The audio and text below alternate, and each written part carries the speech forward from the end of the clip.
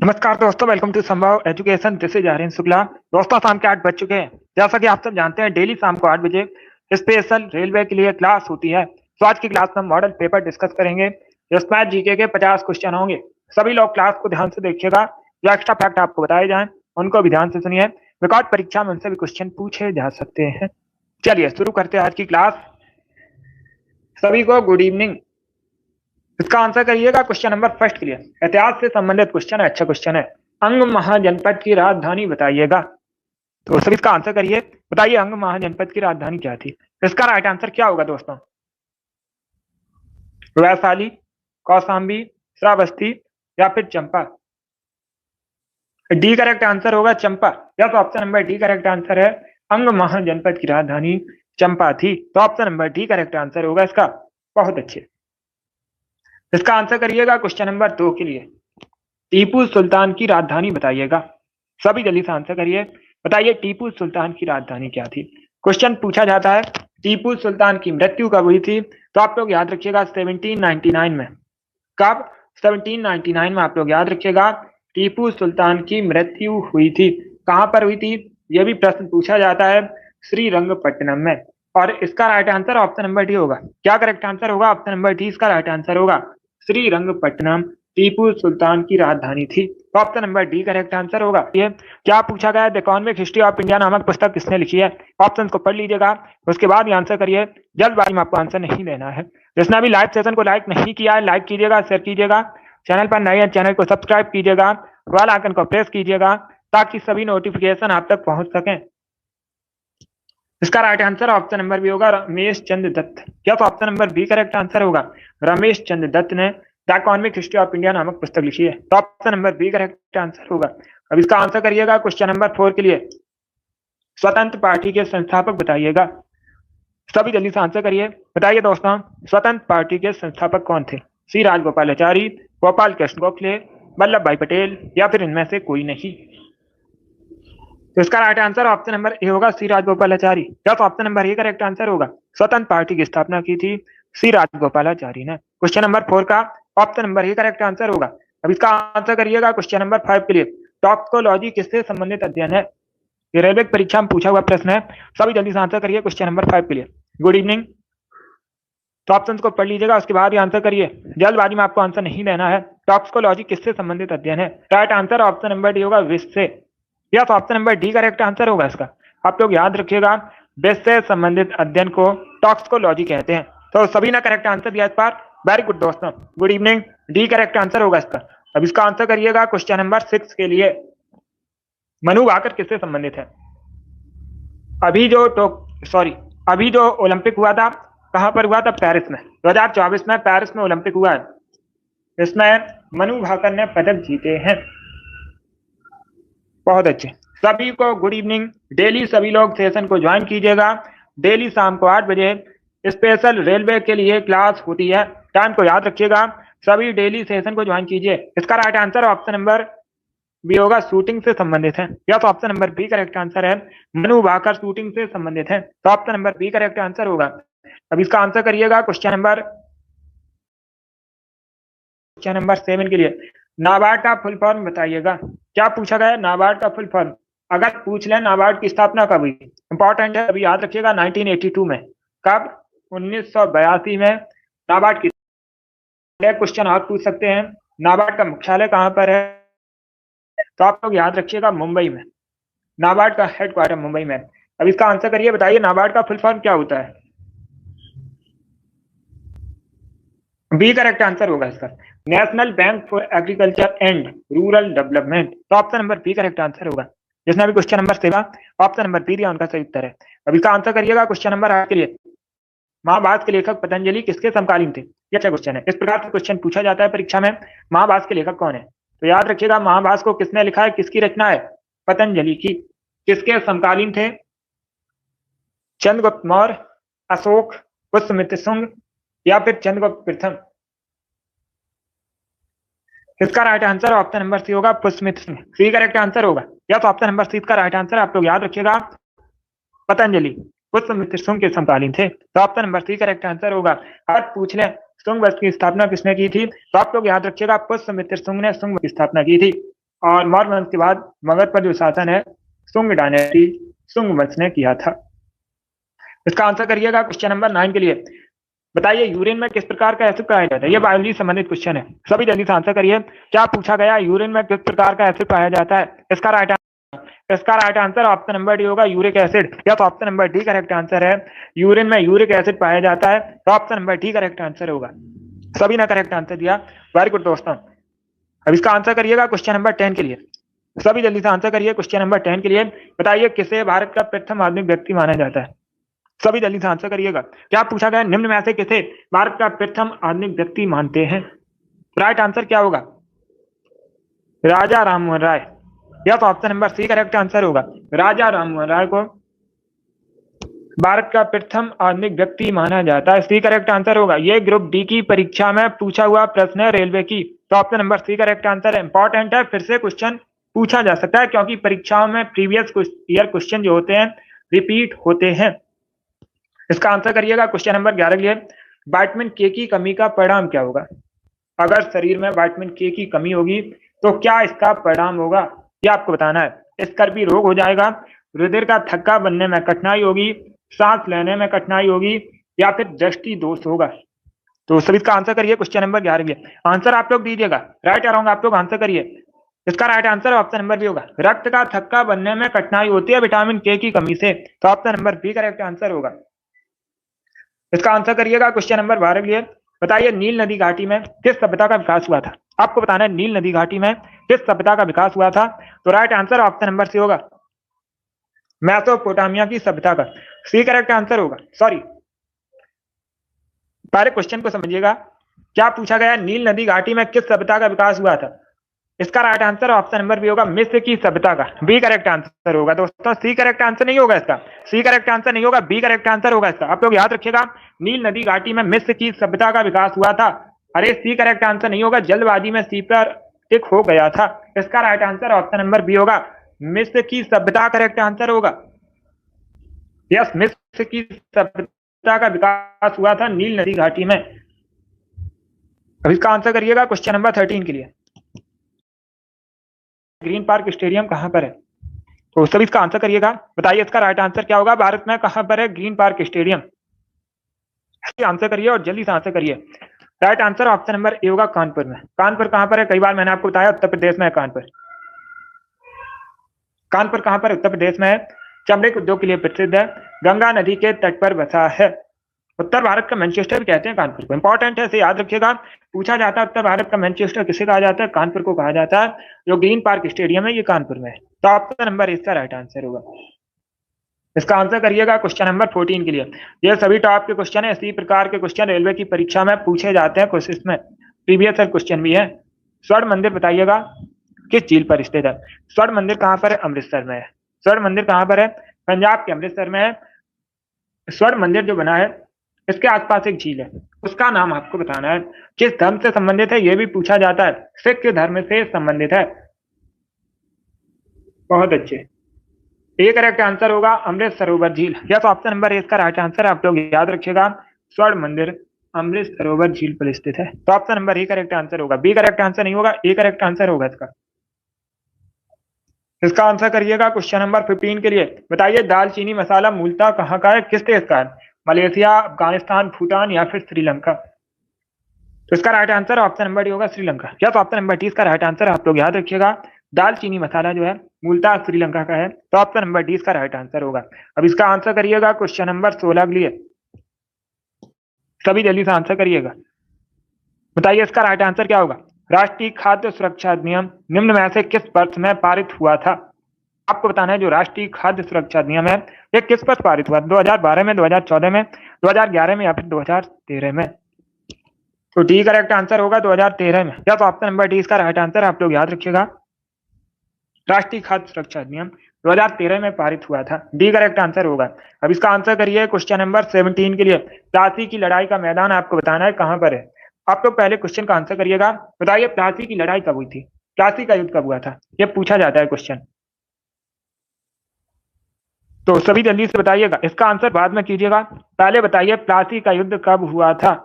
मैंने आपसे ये क्वेश्चन पूछा, अभी आंसर करिएगा। प्लासी की लड़ाई बताइए कब हुई थी? बहुत अच्छे। सीमा, अफसेट, वेरी गुड, आपने राइट आंसर दिए हैं। तो आप लोग याद रखिएगा 1757 में, कब? 1757 में प्लासी का युद्ध हुआ था, प्लासी की लड़ाई हुई थी। रिंकू वेरी गुड, आपका भी राइट आंसर है। वर्तमान में इसका मैदान कहाँ पर है? वेस्ट बंगाल में। तो option number A correct answer होगा इसका। वीर वेरी गुड, आपका भी राइट आंसर है, ए करेक्ट आंसर होगा इसका। चलिए इसका आंसर करिएगा क्वेश्चन नंबर 18 के लिए। बताइए भारत में किसान दिवस कब मनाते हैं? अंजलि वेरी गुड, आपका भी राइट आंसर है। सभी जल्दी से आंसर करिएगा।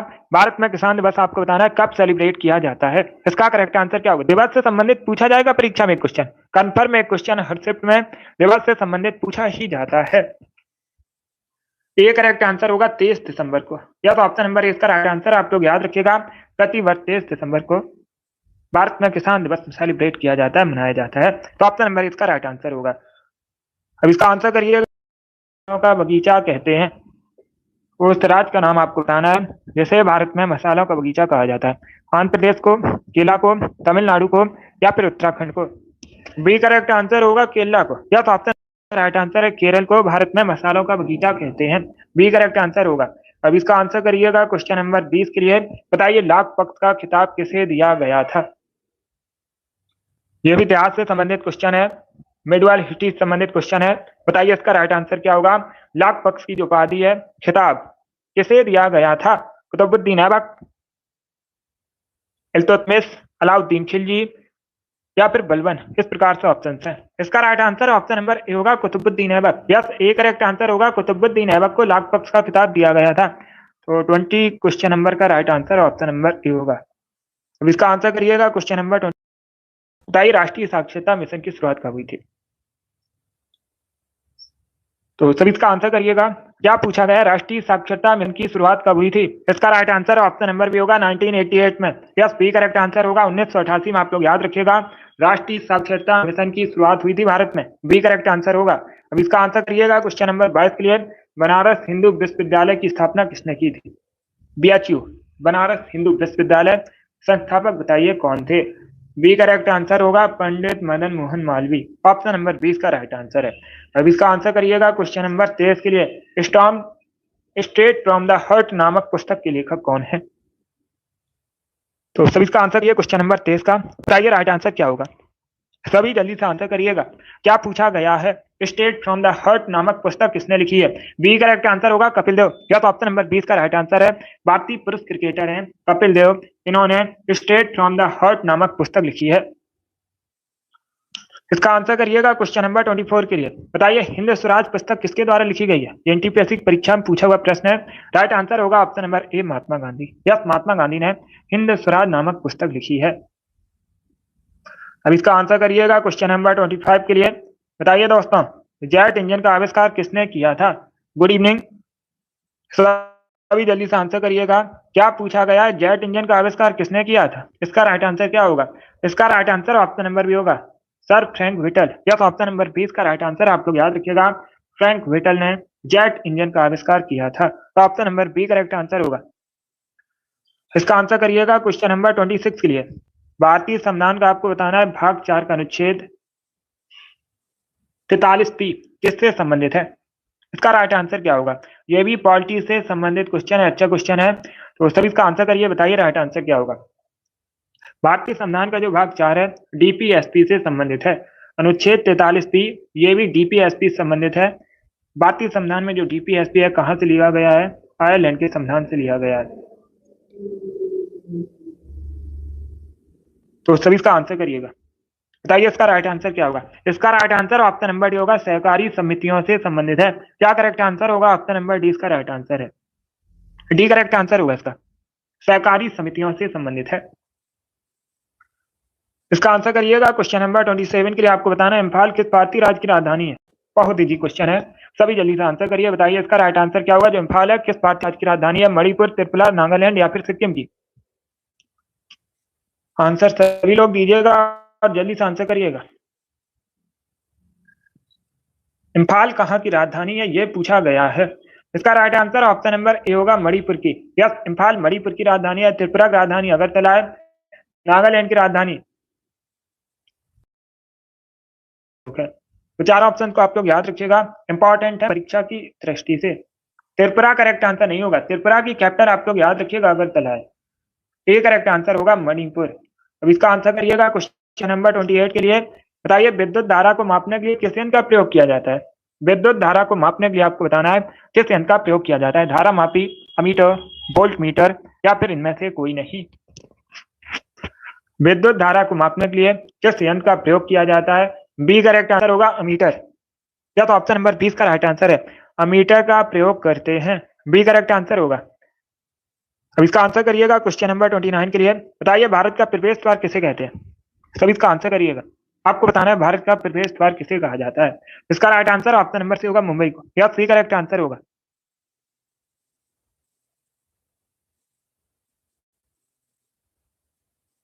सी करेक्ट आंसर होगा इसका। भारत का जो प्रवेश द्वार है मुंबई को कहते हैं। Option number C correct answer होगा। क्वेश्चन नंबर 30 के लिए आंसर करिए। राष्ट्रीय ग्रामीण विकास संस्थान कहां पर स्थित है? सभी इसका आंसर करिएगा। क्या पूछा गया है? राष्ट्रीय ग्रामीण विकास संस्थान आपको बताना है निम्न में से कहां पर स्थित है? देहरादून, हैदराबाद, लखनऊ या फिर नई दिल्ली में। तो इसका right answer option number B होगा, हैदराबाद में। यस, बी करेक्ट आंसर होगा। राष्ट्रीय ग्रामीण विकास संस्थान हैदराबाद में स्थित है। बी करेक्ट आंसर होगा। 31 के लिए आंसर करिएगा। बताइए निम्न में से किस भारतीय राज्य में नेपाली भाषा मुख्य रूप से बोली जाती है? जो नेपाली भाषा है अगर पूछ लें किस लिपि में लिखी जाती है तो आप लोग याद रखिएगा देवनागरी लिपि में लिखी जाती है। किस लिपि में लिखी जाती है? देवनागरी लिपि में लिखी जाती है। इसके साथ ही याद रखिएगा हिंदी, संस्कृत, मराठी, ये सभी भाषाएं देवनागरी लिपि में लिखी जाती हैं। इसका right answer option number B होगा Sikkim. Yes, B correct answer होगा। नेपाली भाषा मुख्य रूप से सिक्किम में बोली जाती है इनमें से। 32 के लिए आंसर करिए। बताइए जास्कर निम्न में से किसी सहायक नदी है? तो सभी इसका आंसर करिए। बताइए इसका राइट आंसर क्या होगा? जास्कर किसकी सहायक नदी है? ब्यास, सिंध, यमुना या फिर गंगा। इसका right answer option number B होगा सिंध की। यस, बी करेक्ट आंसर होगा। यस डॉक्टर, इसका right answer option number B होगा सिंधु करेक्ट आंसर होगा। जास्कर जो है सिंधु की सहायक नदी है। बी करेक्ट आंसर होगा इसका। अब इसका आंसर करिएगा क्वेश्चन नंबर 33 के लिए। बताइए बेतला राष्ट्रीय उद्यान कहां पर? आपको बताना है जो बेतला राष्ट्रीय उद्यान है ये कहां पर है। तो इसका राइट आंसर क्या होगा? ए करेक्ट आंसर होगा झारखंड में। यस, ए करेक्ट आंसर आप लोग याद रखिएगा भारत के झारखंड में बेतला राष्ट्रीय उद्यान है। ए करेक्ट आंसर है इसका। अब इसका आंसर करिएगा क्वेश्चन नंबर 34 के लिए। मिनी माता रोग बताइए किसकी वजह से होता है? जो मिनी माता रोग है आपको बताना है किसकी वजह से होता है? सीसा, कैडमियम, जस्ता या फिर पारा। इसका right answer option number D होगा मरकरी पारा। डी करेक्ट आंसर होगा इसका। अब लोग याद रखिएगा मिनी माता रोग जो है पारा की वजह से होता है। अब इसका आंसर करिएगा क्वेश्चन नंबर 35 के लिए। यस राम कुमारी, इसका आंसर करिए। बताइए भूरा कोयला किसे कहते हैं? सबसे उच्च कोटि का कोयला पूछा जाए तो मैंने आपको कई बार बताया एंथ्रासाइट है। रेलवे की परीक्षा में पूछा भी गया था। सबसे उच्च कोटि का कोयला कौन सा होता है? एंथ्रासाइट होता है। भूरा कोयला किसे कहा जाता है? इसका right answer option number D होगा lignite. Yes, D correct answer होगा। लिग्नाइट को भूरा कोयला कहते हैं। इसका आंसर करिए क्वेश्चन नंबर 36 के लिए। पाहुल प्रथा को किसने शुरू किया था? पाहुल प्रथा को आपको बताना है किसने शुरू किया था? गुरु गोविंद सिंह, गुरु रामदास, गुरु नानक देव या फिर गुरु अर्जन देव। पाहुल प्रथा बताइएगा किसने शुरू किया था इसे? इसका राइट आंसर ऑप्शन नंबर ए होगा गुरु गोविंद सिंह। ये सिख धर्म के 10वें गुरु थे। कई बार मैंने आपको बताया भी है, पूछा जाता है सिख धर्म के 10वें गुरु कौन थे? गुरु गोविंद सिंह थे। इन्होंने पाहुल प्रथा को शुरू किया था। इनका जो जन्म है पाटलिपुत्र में हुआ था, वर्तमान में पटना के नाम से जाना जाता है। अब इसका आंसर करिए क्वेश्चन नंबर 37 के लिए। आपको बताना है किस बौद्ध संत के प्रभाव ने अशोक ने बौद्ध धर्म को ग्रहण किया था? अशोक ने बौद्ध धर्म को ग्रहण किया था, आप लोग याद रखिएगा। इसका right answer option number B होगा उपगुप्त के प्रभाव में। बी करेक्ट आंसर होगा। अब इसका आंसर करिएगा क्वेश्चन नंबर 38 के लिए। मृतकों का टीला कहते हैं? सभी जल्दी से आंसर करिएगा। क्या पूछा गया है? निम्न में से किसे कहा जाता है मृतकों का टीला? Right answer option number B होगा मोहनजोदड़ो को। यह option number B correct answer है। मृतकों का टीला किसे कहा जाता है? मोहनजोदड़ो कहा जाता है। अगर पूछा जाए वर्तमान में मोहनजोदड़ो कहां पर है? वर्तमान में मोहनजोदड़ो कहां पर है? तो आप लोग याद रखिएगा पाकिस्तान में है। कहां पर है? पाकिस्तान के सिंध प्रांत में, जिला है लरकाना। लरकाना जिले में स्थित है। इसका right answer option number B होगा। अब इसका आंसर करिए क्वेश्चन नंबर 39 के लिए। बताइए प्रेम वाटिका पुस्तक किसके द्वारा लिखी गई है? बी करेक्ट आंसर होगा रसखान। क्या तो ऑप्शन नंबर 20 का राइट आंसर आप लोग याद रखिएगा, रसखान ने प्रेम वाटिका पुस्तक लिखी है। इसका आंसर करिएगा क्वेश्चन नंबर 40 के लिए। बताइए सुभाष चंद्र बोस ने अस्थायी सरकार की स्थापना कहां पर की थी? आपको बताना है सुभाष चंद्र बोस ने अस्थायी सरकार की स्थापना कहां पर की थी? सिंगापुर, जापान, बर्मा या फिर भारत में? तो इसका राइट आंसर ऑप्शन नंबर ए होगा, सिंगापुर में। यस, ए करेक्ट आंसर होगा। सुभाष चंद्र बोस ने अस्थायी सरकार की स्थापना की थी सिंगापुर में। 41 के लिए आंसर करिएगा, माई कंट्री माई लाइफ पुस्तक किसके द्वारा लिखी गई है? यह सीजीएल की परीक्षा में पूछा हुआ प्रश्न है, तो सभी जल्दी से बताइएगा इसका करेक्ट आंसर क्या होगा।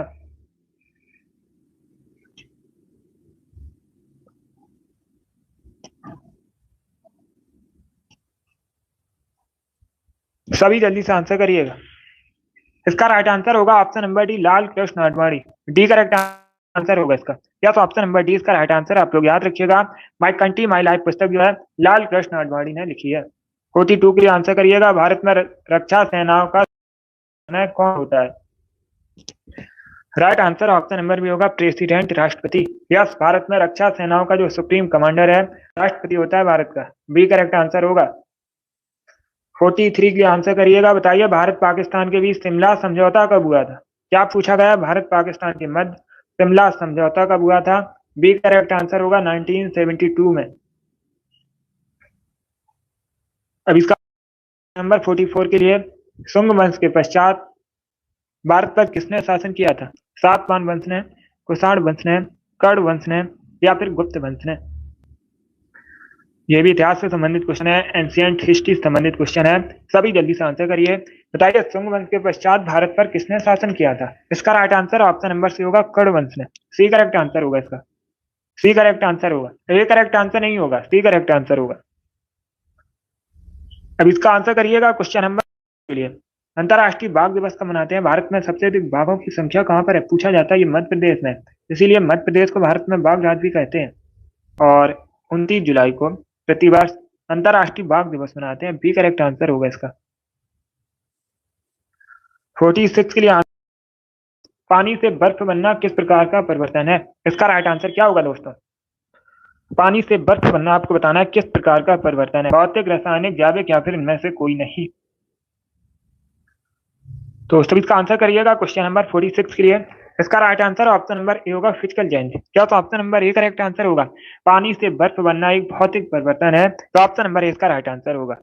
यस, ए करेक्ट आंसर है। अब इसका आंसर करिएगा क्वेश्चन नंबर 47 के लिए। बताइए माओरी जनजाति निवासी मुख्यतः निम्न में से किस देश में पाए जाते हैं?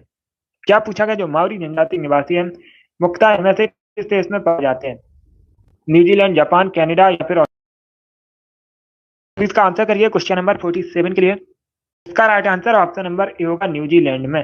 क्या करेक्ट आंसर है? Option number A correct answer होगा। आप लोग याद रखिएगा, माओरी जनजाति के निवासी जो हैं में पाए जाते हैं, तो option number A correct answer होगा इसका। अब इसका आंसर करिए क्वेश्चन नंबर 48 के लिए। अब आपको बताना है GUI का फुल फॉर्म क्या होता है।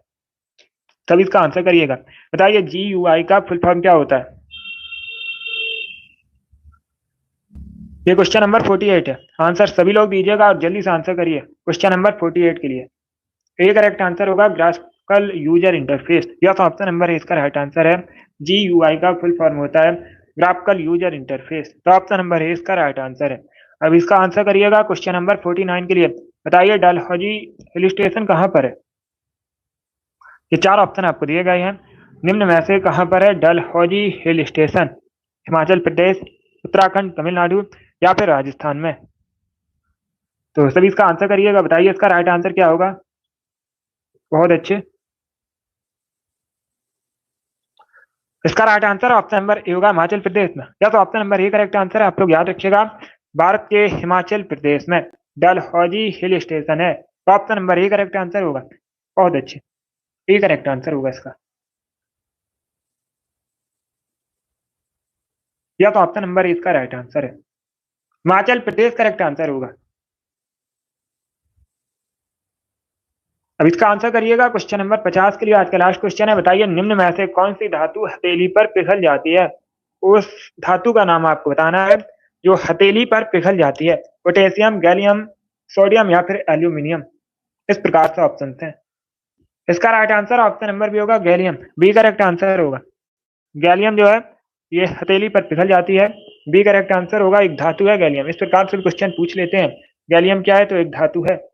बी करेक्ट आंसर होगा इसका। बहुत अच्छे। चलिए दोस्तों, आज की क्लास में हमने स्पेशल रेलवे की परीक्षाओं के लिए मॉडल पेपर डिस्कस किया, जिसमें जीके के 50 क्वेश्चन थे। आई होप आप सभी को ये प्रश्न समझ आए होंगे। तो क्लास को लाइक कीजिएगा, शेयर कीजिएगा, चैनल पर नए हैं चैनल को सब्सक्राइब कीजिएगा, बेल आइकन को प्रेस कीजिए ताकि आप सभी तक नोटिफिकेशन पहुंच सकें।